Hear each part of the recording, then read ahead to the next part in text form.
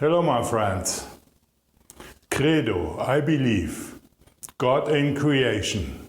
I believe in God, emptiness and life, who created us out of love. One with the universe, he is not absorbed by it, who is free because its spirit blows where he wants. One with Christ, we see his fullness. God in Christ. I believe in Christ, God's real human who frees us. One with God, he was light in darkness, who was crucified because darkness hates light. One with God, he lives in his light.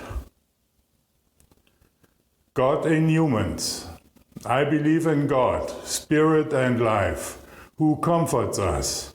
One with God, we become real humans, who is in us, therefore we are light in darkness.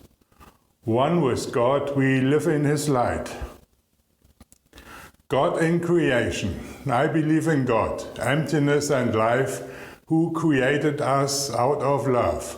One with the universe, he is not absorbed by it, who is free because his spirit blows where he wants. One with Christ, we see his fullness. What does that mean? God's emptiness is a space for the fullness of his always new arising love. The greatness and depth of his love is frightening and fulfills us with awe. God is one with the universe, which he created and maintains. But God is not exhausted in the universe, and we cannot recognize God through creation. In the freedom of his spirit, he was one with Christ. We experience through Christ God's humanity. We need not to be afraid of God. God in Christ, I believe in Christ, God's real human who frees us. One with God, he was light in darkness, who was crucified because darkness hates light. One with God, he lives in his light. What does that mean? Christ was a real human in space and time. He was completely empty for the fullness of God's love. He frees us from ourselves because he shows us how we can find fulfillment. Fulfilled personhood is only possible in the selfless egolessness. Christ frees us from the illusion that we can please God by keeping commandments and laws. The natural difference between the utter love of God and the lack of love of humans is finally repealed in Christ. In his oneness with God, he brought light into the darkness of this world. But the fewest humans understood and understand Christ.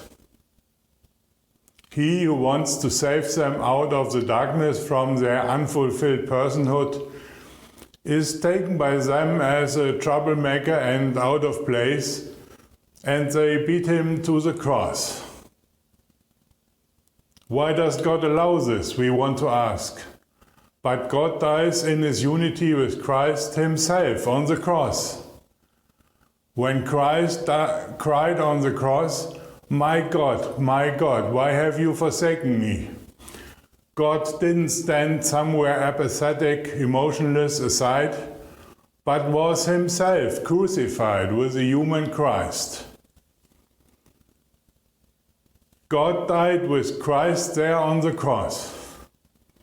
In Christ, the humanity of God is fulfilled until the bitter end, until into death.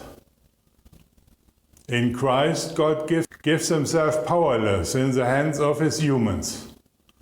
The power of God's love for human and creation is not fulfilled through God's almightiness, but through his powerlessness.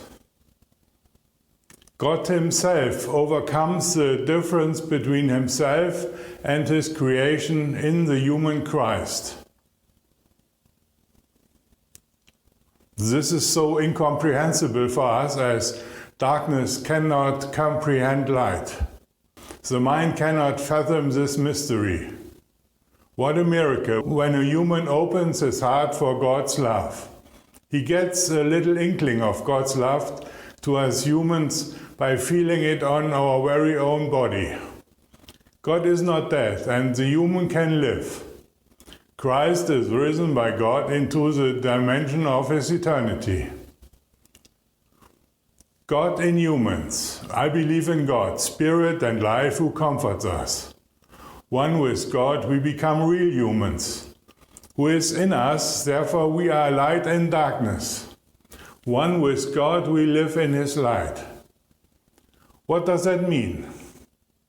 Like in Christ, God lives by his Spirit in the humans who follow Christ. Or the other way around, humans in whom God lives follow Christ. Like Christ, they experience God's love insofar as they open up to the love of God. Like the miracle of love between two people is hard to understand, it's hard to understand how it is that a human begins to believe in God. How many have accepted after a botched childhood to be incapable to love, where they have experienced everything else but love? And then it happens out of the blue.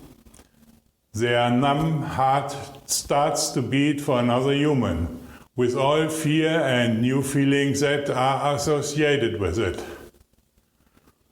They were dead and have been awakened to life again by love. So it is with the human who begins to believe in God. He experiences what it means to find his fulfillment as a human. God takes shape in him. The Christ way is not an easy way. Now we are like Christ in his place, light in the darkness of this world. The more God transforms us, the more we realize how selfish we humans are, addicted to consumption and superficially only think of ourselves instead of recognizing ourselves as unity with God and our next. But God comforts us and frees us from ourselves. To be a Christian means to become to Christ and means a life in God's light. We will never become perfect. We suffer setbacks. We don't like some people, are selfish and hurt others by our self-righteousness. How long does it take to become a Christian? How long does it take to become to Christ? Eternally. God bless you, my friends. See you next time.